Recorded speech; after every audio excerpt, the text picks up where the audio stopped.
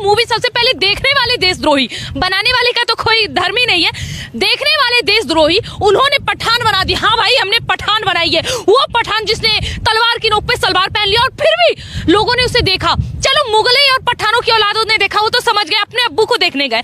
लेकिन मैं इस देश के दोगले हिंदू से पूछना चाहती हूँ, आखिर क्या हो गई तुम्हारी माँ? क्या कोई अब्दुल चाचा के पास चली गई थी जिसके लिए तुमको मजबूरी में आके इस मूवी को देखना पड़ा? और फिर भी अगर ये मूवी हिट, आप जैसा बता रहे, मुझे ऐसा कुछ खास नहीं लग रहा, फिर भी अगर आप बता रहे कि मूवी हिट गई है तो ये देश के हिंदुओं की सबसे बड़ी हार है। जिस हिंदू ने अपना खतना नहीं करवाया हो उस हिंदू की सबसे बड़ी हार है ये। पर शाहरुख खान तो इस फिल्म में आर्मी वाले का रोल निभा रहे हैं। शाहरुख खान को तो इसमें देश प्रेमी दिखाया गया है। मैं इस मूवी को मैंने देखा नहीं है, लेकिन मुझे एक बहुत ही अच्छे न्यूज रिपोर्टर ने एक बात बताई थी, क्योंकि वो मूवी देखने गए थे, क्योंकि उनको जानना था कि एक्चुअल में इस मूवी में है क्या। सारे लोग लड़े पड़े हैं, भगवा रंग की बिकनी है, बात सही है भाई, ये लोग अपनी औकात से बाज नहीं आएंगे और तुम कुछ नहीं कर सकते हो क्योंकि तुम हिजड़े हो चुके हो। ये हिंदू ऐसे वाले हो चुके हैं क्योंकि जिस देश में रह के उनकी संस्कृति को नष्ट करे और वहां पे ऐसे ऐसे बस नारा लगा सके, उनको तो मैं दोगला ही कहूंगी, उनको तो मैं हिजड़ा ही कहूंगी। और है वैसे ही है। सबसे मेन मुद्दा, फोन पे बात होता है, पठान मूवी की बात बता रही हूँ, जिसमें शाहरुख खान को बताया जाता है के द्वारा कि हम तुम्हारे देश में घटनाएं इसलिए कर रहे हैं क्योंकि तुमने धारा 370 और 35A को हटाया। यानी कि उसने हमारी सरकार को टारगेट किया है, जिसमें धारा 370 और 35A को हटाने का कारण बता दिया है कि हमारे देश में घटनाएं हो रही है और ये होती रहेगी क्योंकि हमारी सरकार ने धारा 370 और 35A हटाया। ये है देशद्रोही मूवी पठान का पहला सबूत, जिसको देखने वाले नपुंसक हिजड़े लोग देख के गए, आए और तालियां बजाए और अपने देश के चिथड़े उड़ाए हैं। मैं पहले उन हिंदुओं से बोलना चाहता हूँ, कौन से पठान ने आधी रात को आकर के तुम्हारी माँ का चुम्मा लिया था जो तुम अपने बाप इसकी शाहरुख की पिक्चर देखने चले गए? कौन से भाई अपनी माँ से पूछ लो, हिंदुओं, नकली हिंदुओं, चिल्ला चिल्ला के हम लोग थक गए हैं, लेकिन तुम लोग नहीं सुधर रहे हो। अपने अंदर से सेकुलरपन निकाल लो। मतलब कौन जीता फिर? कोई नहीं जीता, जीता तो कोई नहीं। विद्रोह तो अभी भी करते रहेंगे, हम तो सरकार के भी विरोध चल जाएं अगर बात हम में ना बने, क्योंकि अब हमें समझ में आ गया है ये। अच्छा एक मुझे बात बताइए, चलचित्र का मतलब ये होता है कि आप उसे देख के कुछ सीखें, अपने आने वाली पुस्तकों को कुछ सिखाएं। क्या दिखाएंगे आप कि तलवार की नोक पे सलवार पहनने वाले की मूवी देख के आए हैं तुम्हारे पिताजी, ये दिखाओगे? हार जीत किसी की नहीं हुई। लेकिन एक चीज यहाँ समझ में आ गई है कि जो लोग घूमते फिरते हैं ना, बेरोजगारी का रोना रोते हैं, और कुछ लोग तो ऐसे भी हैं जो अपने आप को बहुत बड़ा देश प्रेमी बताते हैं, सेकुलरिज्म का झंडा गाड़ के रखते हैं। इन्हीं देशद्रोहियों और इन्हीं दोगले हिंदू की वजह से हमारे देश में गद्दारी हुई थी, जिसकी वजह से आज जो इतिहास में हमें पढ़ाया जाता है ना कि हमारे राजा हार गए, ये हार गए, वो हार गए, हमारे राजाओं के कमर तक ना आने वाले ये मुगले और पठानों के औलाद ये हराएंगे हमारे राजा को। लेकिन मुगल तो महान थे। कहाँ के मुगल महान? आपने कहाँ पढ़ लिया? अरे सुनिए मेरी बात, जो अपना आदमी यानी अपने कौम के जो इंसान होते हैं ना, वो अपने कौम को बहुत महान बताते हैं। अभी जैसे हमारे देश के पहले शिक्षा मंत्री कौन थे? मौलाना अबुल, है ना? लगातार हमारे देश के शिक्षा मंत्री 5 बार मुसलमान बने।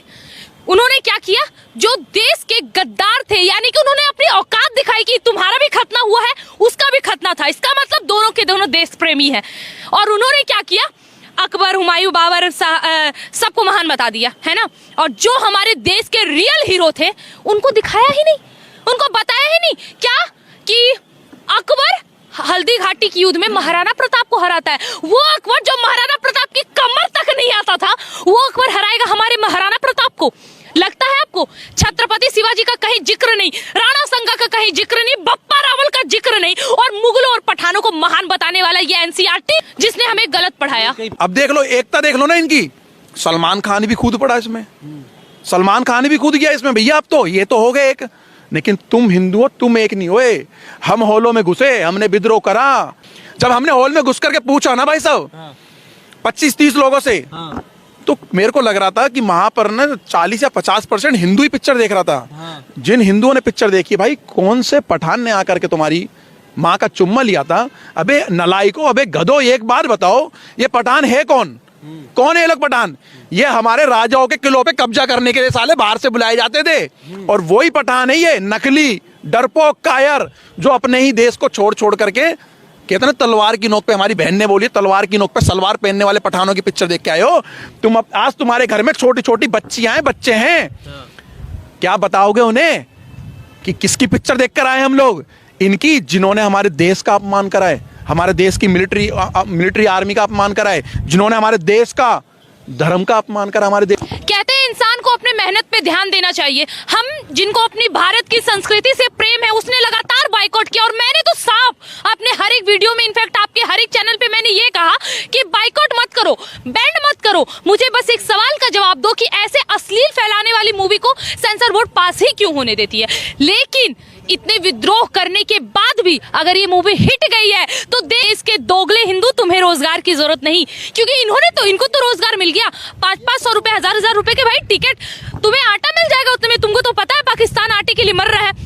जो लोग ये पठान, जो कि देशद्रोही रहा है हमेशा से, पठान तो मूवी सबसे पहले देखने वाले देशद्रोही, बनाने वाले का तो कोई धर्म ही नहीं है, देखने वाले देशद्रोही, उन्होंने पठान बना दी। हाँ भाई, हमने पठान बनाई है। वो पठान जिसने तलवार की नोक पे सलवार पहन लिया और फिर भी लोगों ने उसे देखा। चलो मुगले और पठानों की औलादों ने देखा, वो तो समझ गए, अपने अब्बू को देखने गए।